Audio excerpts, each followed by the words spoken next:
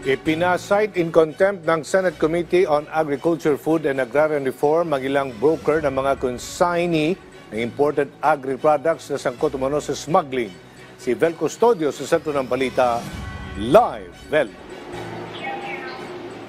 Aljo, naging mainit ang pagdidig sa Senate Committee on Agriculture, Food and Agrarian Reform matapos ma-cite in contempt ni Senator Francis Pangilinan ang dalawang brokers na nagpapaggamit o nagbebenta umano ng kanilang lisensya dahilan upang makapuslit sa bansa ang milyong halaga ng smuggled agricultural products.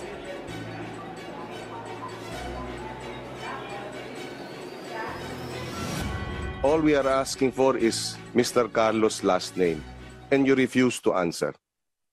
Mr. And therefore, because of your refusal to answer, and there is a motion to cite you in contempt, you are hereby cited in contempt of this committee. Sa totoo lang po, Mr. Chair, hindi na po talaga magpapakita yung animal na yan eh. Sa totoo lang po, hindi na po yan. Kasi kami po ngayon, nandito po kami. Sila po, nakaupo lang po sa kung saan po sila naroroon po. Hindi namin alam, pinagtatawanan na nila kami. Kami yung humarap dito na wala kaming kaalam-alam sa loob ng container po na yan. Tenero, Carlos lang ang pagkakakilala niyang pangalan sa kanyang katransaksyon, kahit na hindi bababa sa 3 dokumento na ang napapirmahan niya rito. Tanging dokumento kagaya ng Bill of Lading o BL at invoice lang umano ang basehan nila. Kapareho rin ang kinahantunan ng broker ng Birches Consumer Goods na si Brenda de Sagun, kung saan nagangalan lamang na Vicente ang nagrenta ng lisensya niya. Ayokong gawin ito. Hindi dapat ang maliliit ang nakukulong. Pero kung ito ang paraan para matigil na yung pagkakasangkapan sa inyo na paulit-ulit na nangyayari, ikaw mismo ang nagsasabi, ilang beses mo nang ginagawa ito sa iba na hindi ginagamit lang ang iyong lisensya, wala kang kinalaman, iba ang mga kumikilos, iba ang pumupondo. Posibleng i-detain sa Senate Detention Facility o sa Pasay City Jail sina Tenero at de Sagun.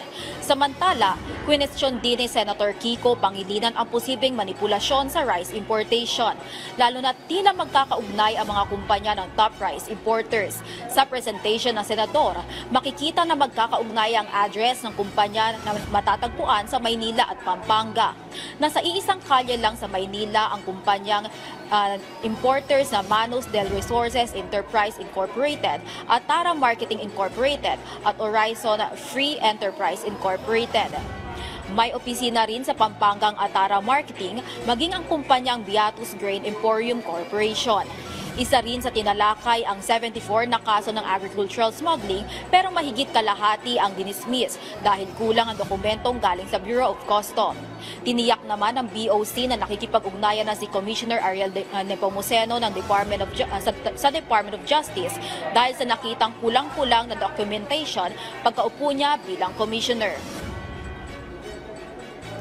Aljo, patuloy naman ang investigasyon ng PNP at NBI patungkol sa mga smuggled agricultural products na karamihan o halos lahat ay galing China, lalo na't marami dito ay not fit for human consumption. Balik sa iyo, Aljo. Maraming salamat, Vel Custodio.